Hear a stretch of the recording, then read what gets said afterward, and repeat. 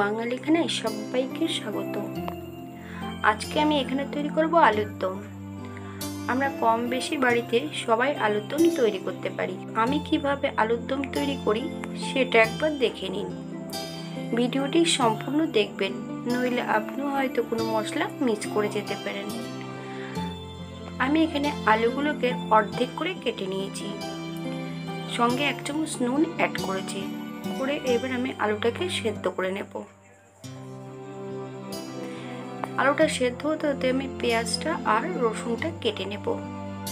আলুটা সেদ্ধ হয়ে গেছে, আলুটা একটু ঠান্ডা হতে সময় দেব। এবার আমি আলুটার সম্পূর্ণ খোসাগুলো ছাড়িয়ে নিয়েছি। এবার একটা কড়াই নিয়ে নিয়েছি রান্নার জন্য। আমি আলুটা রান্নার জন্য এখানে সরষের তেল দিয়েই রান্নাটা করব।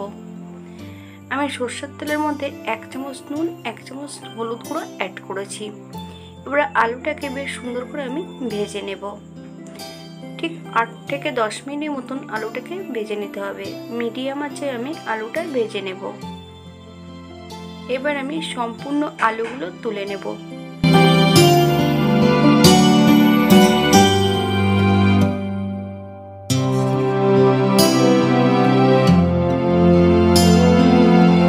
আমি এখানে একই তেলে রান্না করব। দারচিনি আর এলাচ আমি ফোড়নে অ্যাড করেছি, সঙ্গে একটা তেজপাতা 2 ভাগ করে দিয়েছি। এখানে আমি পেঁয়াজটা বেশ সরু করে কেটে নিয়েছি। আমি পেঁয়াজটাকে অ্যাড করে দেব। দিয়ে বেশ 3 থেকে 4 মিনিট হাই ফ্লেমে পেঁয়াজটা আমি ভেজে নেব।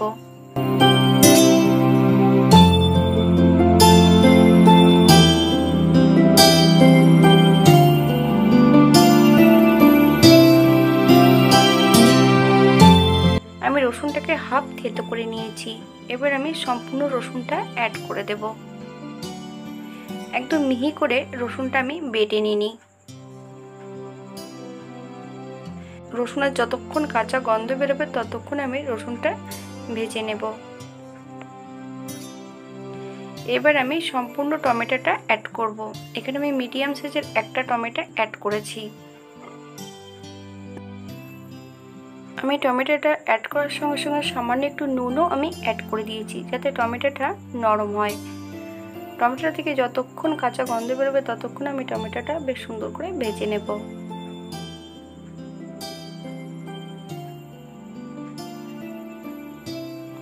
এবার আমি এখানে কিছু গুঁড়ো মশলা অ্যাড করব।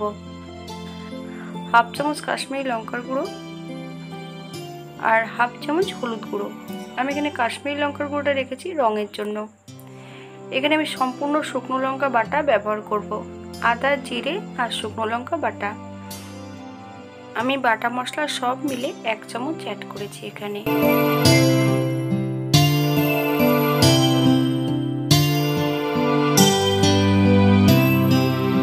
আপনারা লঙ্কাটা আপনাদের পছন্দ মতন অ্যাড করবেন। বেশ 2 থেকে 3 মিনিটের মতন আমি মিডিয়াম আঁচে কষিয়ে নেব। এবার মশলা দেওয়া বাটি থেকে সামান্য একটু জল আমি অ্যাড করব। এই আলুর দমটাতে শুকনো লঙ্কা দিলে বেশি টেস্টি হয়। আমি বেশ 2-3 মিনিটের মতন সুন্দর করে কষিয়ে নিয়েছি। এখানে আমি 2 চামচের মতন চিনি অ্যাড করেছি।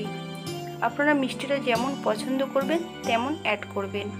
বেশ আরও 1-2 মিনিট আমি সুন্দর করে নেড়ে নেব। আমি টোটাল মশলাটা কষাতে সময় নিয়েছি 10 থেকে 12 মিনিটের মতন। এবার আমি এখানে সম্পূর্ণ আলুটা অ্যাড করে দেব। আমি 10 মিনিটের মতন কষিয়ে নেব মিডিয়াম ফ্লেমে।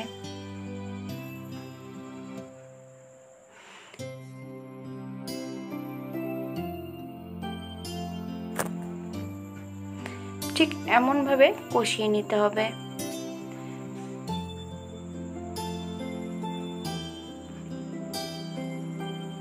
আমি বেশ সুন্দর করে কষিয়ে নিয়েছি। কয়েকটা কাঁচা লঙ্কা আমি অ্যাড করেছি। আমি পাশে একটু গরম জল বসিয়েছি। আমি এই রান্নাটিতে সম্পূর্ণ গরম জল অ্যাড করব। আমি এখানে 1 কাপের মতন গরম জল অ্যাড করব। আমি জলের মধ্যে সামান্য একটু হলুদ দিয়ে গরম করে নিয়েছি, যাতে রংটা আরো সুন্দর হয়। বের জলের সঙ্গে আমি সুন্দর করে মিশিয়ে দেব।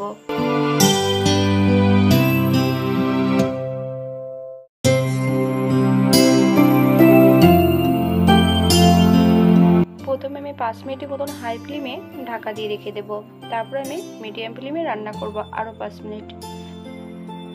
আমি 10 মিনিট পর ফিরে এসেছি।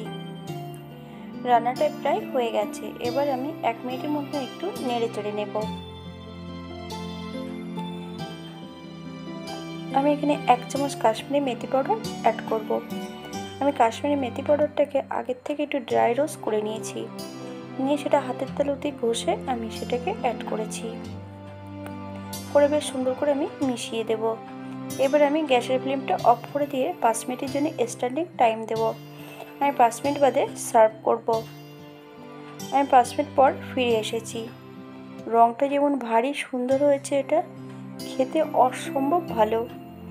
আপনারা এটা রুটি অথবা লুচির সঙ্গেও এটা খেতে পারেন। এটা গরম ভাতেও ভালোই লাগবে।